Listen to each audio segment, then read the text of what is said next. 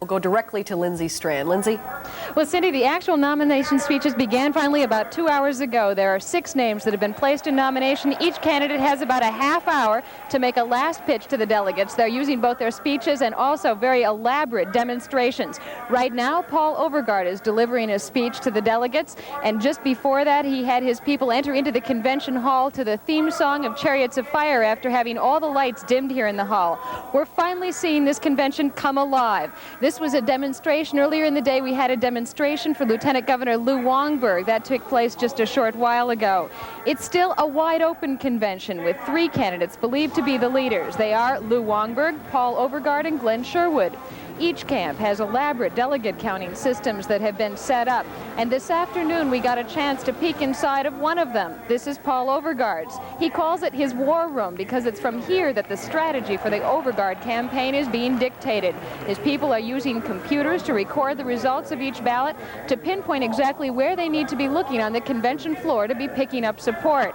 Right now there's a lot of excitement here on the floor over who will be endorsed, but the big question is, when there finally is, or if there is a candidate that's endorsed, will it end up dividing the party in any way? And Marcia Floor is also here on the convention floor. We'll go to Marcia for more on that. Well, Lindsay, a little bit earlier today, Governor Cui tried to provide the kind of leadership many say this convention and the delegates need in order to reach a consensus here tonight. His message came wrapped in a swan song, a goodbye to the party, which has paid little attention to him since his decision in January to get out of the race for a second term. He urged the delegates to bury their differences before this night is over. The time to battle is now. Ladies and gentlemen, this party just cannot afford a bruising primary. Let's make our decision now. Many of you will have to make some hard choices in the next few hours as it becomes clear that your candidate does not have enough support to win endorsement. And I urge you to make that terribly hard decision to change your vote with grace, with respect to other delegates, and mindful of the best interests of our party. Of course, we're talking here about compromise, and many party veterans say that the biggest problem here is that the Independent Republican Party is in the middle of an identity crisis, searching for what it now represents, thanks largely to the man who has shown such amazing strength at this convention, Glenn Sherwood. The punch was alcohol-free, the air smoke-free, and the music wholesome. This was Glenn Sherwood's rally last night. Sherwood, who says he stands for godly principles and family.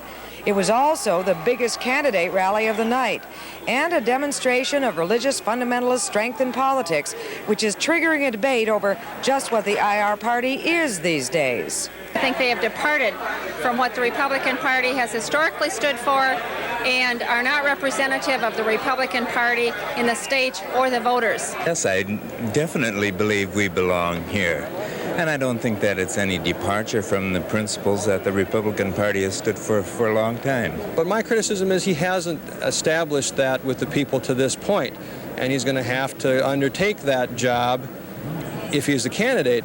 And I said, if he does not do that, yeah, it could be a disaster. I hope he will if he's nominated, and I'll help him to do so if he asks me to. But if he doesn't do that, yeah, it'd be very bad news for us. I think that the principles that Abraham Lincoln stood for, which is the founder of our party, are the same principles that we stand for right now. We just wavered for a while. I think the Republican Party is moving toward those basic fundamental principles of our country. I really don't know what the reading of the Republican Party is going to be after this convention. I would have to say that I personally am alarmed. Well, I don't think we'll win any big votes in this convention, but I don't feel left out. I feel the party has left me. I have not left the party. He's like Ronald Reagan. I mean, Ronald Reagan, is apple pie and Chevrolet. I think that they're all very Republican. I come from the extreme right of the party. And I'm known as a strong conservative, but I can't fall in with these people. And I don't know where I'm going to go. I suppose that I would be looking maybe to even start a new Republican Party and call it the Republican Party of Minnesota. Sherwood, of course, goes into the balloting tonight, the leader. But I have heard from a number of camps that although he is the most people's first choice, he is nobody's second choice, and they feel it will be the second choice, Cindy, that will come out of this campaign tonight a winner. All right, we'll be checking with you later. Thank you, Marcia. Our government specialist, Lindsay Strand, is anchoring a full Eyewitness News crew there. Lindsay, what is the latest? Well, Stan, we are at that point where the balloting has begun. We've had the first 2 ballots of probably very many tonight, and there are some surprising results. It's a much tighter race at this point than anyone had really expected. Glenn Sherwood, as expected, is in the lead, but with only 31% of the vote after the 2 ballots. Lieutenant Governor Lou Wongberg is trailing with 27% of the vote, and a close third, Paul Overgaard, with 24.5% of the vote. A candidate needs 60% of the delegates for endorsement, and at this point, nobody's close.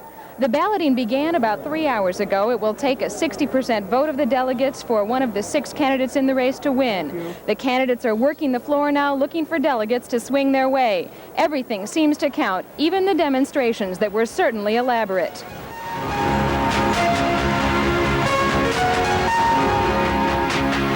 Paul Overgaard opened up his demonstration by dimming the lights in the convention hall and having supporters run down the aisle to the theme music from Chariots of Fire.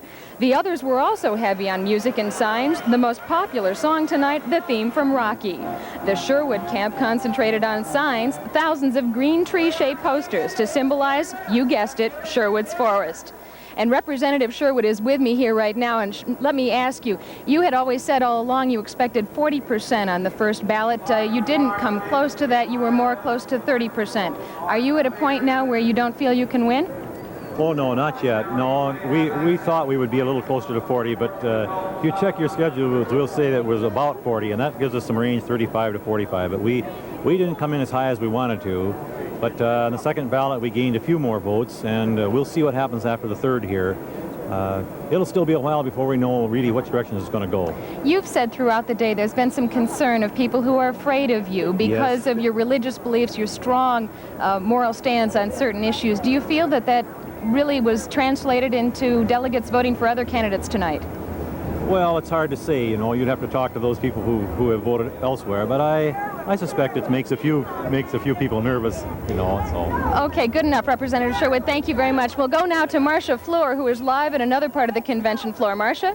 Well, I'm standing here, Lindsay, with Paul Overgaard, who is running a very surprising third.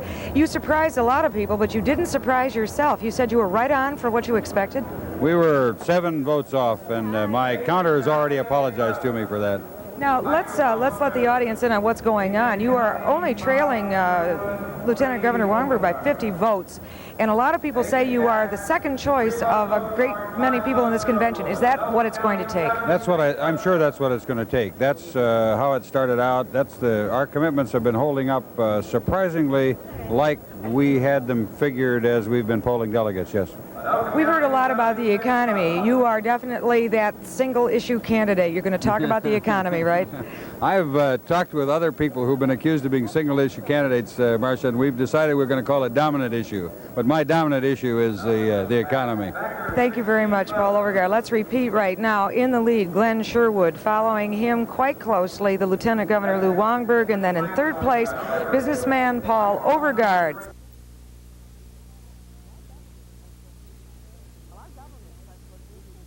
Well, our government specialist, Lindsay Strand, is in Washington tonight. She spent the day talking to Minnesota's congressman about the tax bill. Well, we have her live with us right now via satellite. Lindsay, what did you find out?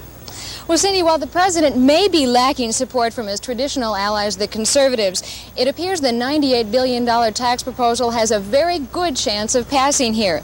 The proposal has produced strange bedfellows indeed, especially among the Minnesota delegation. President Reagan is getting strongest support from some of Minnesota's most liberal Democrats. His biggest fights are coming from conservative Republicans. Republican Congressman Vin Weber and Tom Hagedorn were among those summoned to the White House today for a private session with the president. For Hagedorn, it marked the third time in the last week the president has contacted him to plead for support. Hagedorn has never opposed the president until now. He says he's concerned with the need for party unity, but is leaning toward casting a no vote on the tax hike bill. Many of us believe that if we're to retreat and begin to raise taxes, that we won't have the same commitment for reduced spending by the element in Congress that for too many years has accepted federal deficits enthusiastically in order to keep the spending machine moving here in Congress. I think he's right for a change. Ironically, Minneapolis Democrat Martin Sabo was one of the first people to rally behind the president's plan. I think it's needed. I think the nation needs it, and I think the economy needs it.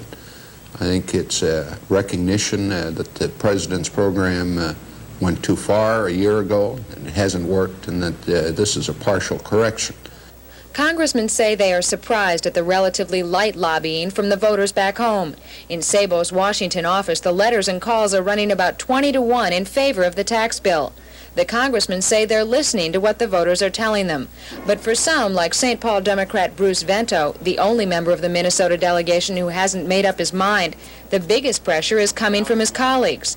Even the Democratic leaders are pushing for this Reagan tax plan, and Vento says any vote on the tax plan will be a no-win situation as far as his colleagues are concerned. I expect to please some of them and disappoint others no matter how I vote. I think the same is probably true of our constituents. Most of our constituents probably have a hard time understanding why there should be a tax increase the year after this large tax decrease. Cindy, we polled members of the delegation, and here's where they stand tonight. On the Republican side, Congressman Erdahl and Frenzel say they will vote with the president. Congressman Hagedorn and Stanglin are leaning toward voting no, and Congressman Vin Weber says he will vote no. Democrats Martin Sabo and Jim Oberstar say they will vote yes. Congressman Vento, as we told you, is undecided. We will, of course, be here tomorrow when House members vote, and we'll have that story for you tomorrow night at 10. All right, thank you, Lindsay. And while those House members were talking about the tax bill today,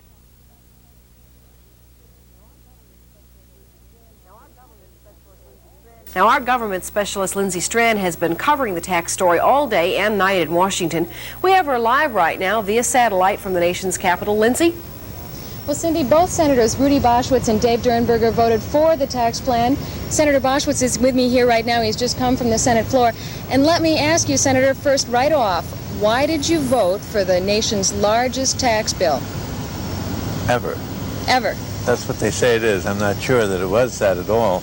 Inflation has pushed taxes up faster than we're pushing them up with this tax bill. But nevertheless, it was a bill that we had to trade off something. We had to either have larger deficits or some increased taxes. This was a bill that was primarily enforcement, primarily closing loopholes that people have been talking about for years. And really, it was not a large tax increase for the normal working person at all. Do you think it's something the public wants? Not sure. You know, I've seen polls going both ways, but I think it was good economic sense. I think we have to get the budget under control. We have, to a large degree, moved in that direction, but we also have to increase revenues a little bit. Senator Boschwitz, thank you very much for joining us to discuss this tax bill, which did pass both chambers today. The biggest hurdle, of course, was in the House. The vote was expected to be extremely close, but it did pass. However, the president continued to lobby for this bill right down to the wire. Only minutes after he arrived at work this morning, Congressman Tom Hagedorn received calls from two of the president's best lobbyists. Transportation Secretary Drew Lewis and former political advisor Lynn Nofsinger were on the phone pleading with Hagedorn to stay with the president and vote for the tax bill. Hi, Lynn.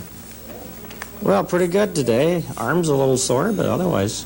Through both conversations, Hagedorn remained unconvinced. So you picked up their issues. That's the problem. You've done things the Democrats been... Well, I don't mean you, Lynn, but I mean whoever it is over there, Bob Dole and Secretary Regan or whoever it is, has picked up on their issues, and you've brought them in and kind of trying to lasso us and drag us into the herd. The lobbying wasn't just coming from the White House, but also from other Republican members already sold on the president's plan. Congressman Arlen Erdahl was among those looking for converts on the Capitol steps. Meanwhile, inside, the war of words was being waged on the House floor. Congressman Bill Frenzel was one of two Minnesotans to be asking for support. A vote against this bill is a vote for higher interest and will have to be explained as such. It wasn't until 8 hours after the debate began that members finally filed into the House to cast their votes. But the bill passed with 8 votes to spare. The president won support from more Republicans than he had hoped for, and supporters included members of both parties.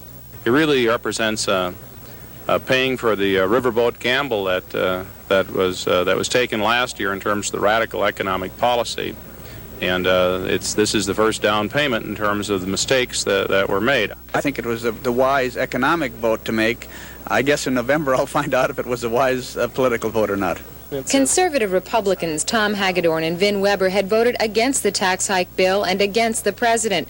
But both say the president has been forgiven and they're ready to accept him back into the conservative fold.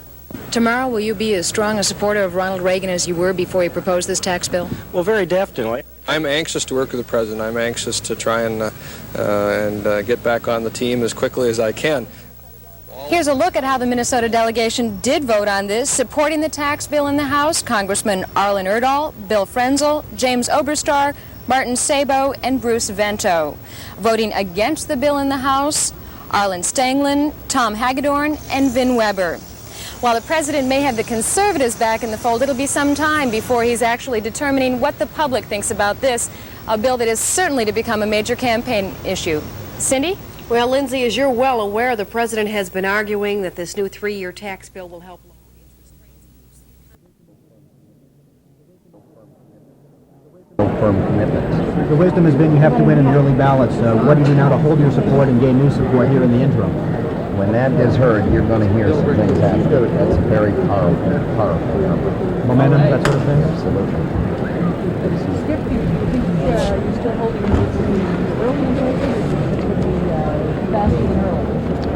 Huh? Oh no, it's going to be, it'll take some while. As I said, there are 3 candidates in this race, and we have to just work out the process. No. Oh no, in fact we did better than we anticipated. Much better than some. Well, I want to hear all the numbers. I haven't heard. I've heard an unofficial number. Despite our earlier differences as we're waiting for the tally, I would like to thank all of you for your extreme cooperation in reporting that tally. Thank you very much. I understand it really more than the first one.